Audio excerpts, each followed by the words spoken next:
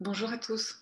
Je réalise que je vous ai jamais parlé du Human Design en vidéo. J'ai commencé à écrire un petit peu sur le sujet, mais ça se glissait souvent sous des posts qui avaient une autre intention que de parler exclusivement de ça.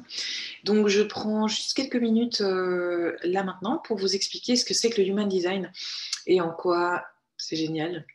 Alors le Human Design, c'est une technique, une méthode de connaissance de soi qui est assez incroyable. C'est un Canadien qui l'a mise au point en 87 et c'est une méthode qui se base sur l'astrologie, sur le I Ching, sur la Kabbale, sur les chakras, sur les neurosciences, sur la mécanique quantique. Et c'est une pseudo-science parce que je ne veux pas me mettre à dos les scientifiques puristes. En fait, chacun interprète un petit peu comme il veut. Moi, tout ce qui m'importe, c'est l'utilité que le Human Design peut apporter dans notre vie, que ce soit au niveau personnel et au niveau professionnel.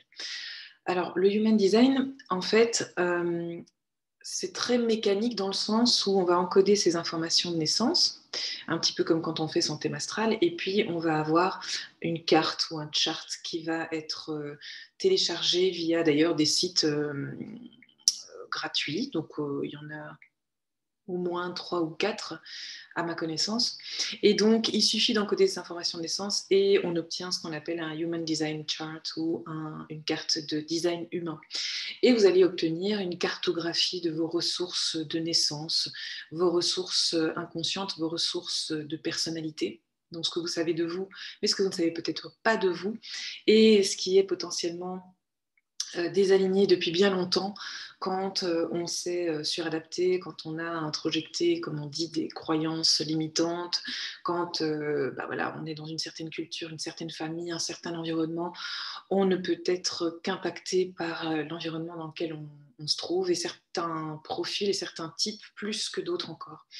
Donc l'idée, quand on découvre sa carte ou son chart, c'est d'abord de commencer par une lecture et de découvrir son type, c'est-à-dire le type d'énergie avec lequel on vient au monde et comment prendre soin de cette énergie et comment commencer à incarner sa vérité, son authentique soi, en prenant conscience de tous les moments, de tous les endroits, de toutes les sphères de sa vie dans lesquelles on s'est éloigné de soi en fait. C'est douloureux d'ailleurs, hein, je peux en témoigner.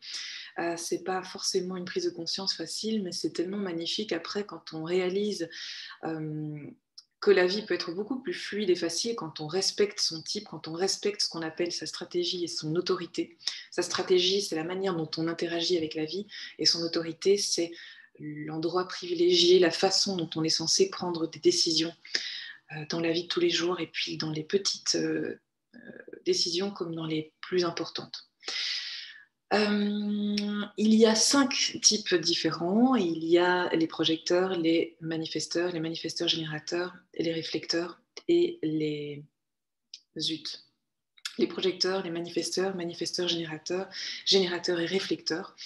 Et chacun de ces types va avoir une manière différente d'interagir avec la vie et aussi une forme de maintenance énergétique à respecter.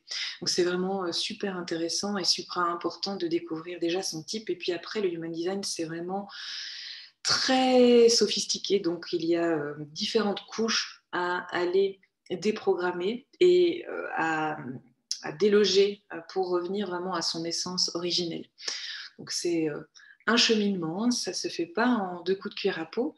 Donc moi, ce que je propose, ce sont des lectures soit enregistrées où je lis en fait la carte de votre design, ou bien on peut aussi se baser sur le design pour faire du coaching usuel.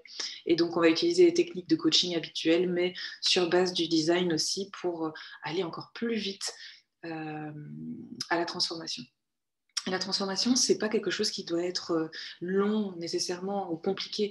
La transformation, en fait, c'est pas devenir mieux ou plus, c'est revenir à qui on est. C'est une forme en fait d'épure et une forme de dépouillement.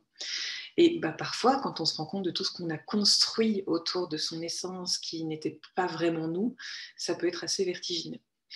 Voilà, c'était une vidéo très courte, un peu introductive. J'espère que ça vous a plu, que c'était déjà assez explicite et assez concret. Si vous voulez en savoir plus, vous savez où me trouver, je pense. Et puis si vous voulez prendre une séance, c'est toujours sur mon site internet virginielobet.be. Je vous dis à bientôt et je vous souhaite un très très bon week-end.